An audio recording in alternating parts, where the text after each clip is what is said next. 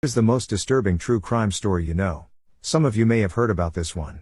My criminal justice professor was a sheriff's deputy for 27 years. One day, he told us about the last case he ever worked as a homicide detective. It was so emotionally traumatic for him that he physically couldn't continue investigating homicides after the investigation concluded, and he went back to being a patrol officer for the remainder of his career.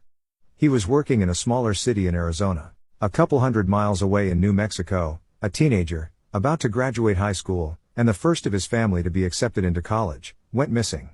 His family filed a missing persons report that night, after calling all of his friends and searching his local hangout places. While retracing the route he was supposed to have taken, the local police found that a gas station security camera had captured footage of him being forced into the trunk of a car by 3 armed men.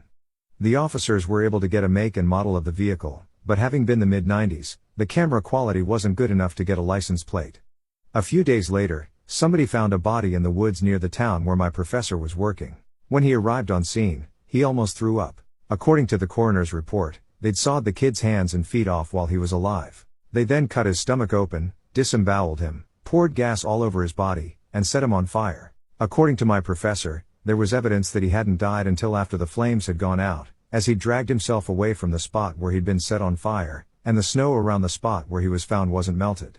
As the crime had happened across state lines, he worked in conjunction with both the New Mexico local police and the FBI. The investigators involved had drawn straws to see who had to be the liaison with the family, and my professor drew the short one. He said that the hardest part of the investigation was to repeatedly fly to New Mexico and personally update the family, only to tell the boy's mother that she couldn't even bury her son yet, because they didn't want to risk losing any evidence on or in the body. They'd found DNA, saliva from a crack pipe that was found under a tree a few dozen yards from the body, fingerprints, also from the pipe, and tire tracks in the mud, and a few months later they finally got results for the DNA.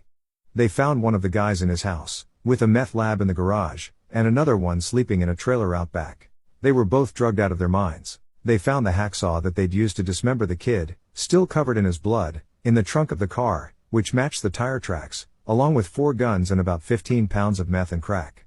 When they were interviewed, they said that they didn't even remember what they did with the kid after they kidnapped him. They asked where the third man was, and all they would say is that the police wouldn't find him. All they said is that they were selling meth in New Mexico, saw him, and grabbed him. They couldn't explain their reasoning. That night, one hung himself in his cell with his shirt, and the other chewed out the veins in his wrist a week later. They never found the third guy. There was DNA in the car that didn't match the other two, but there wasn't a match in the federal database, which was still in relatively early stages at that point.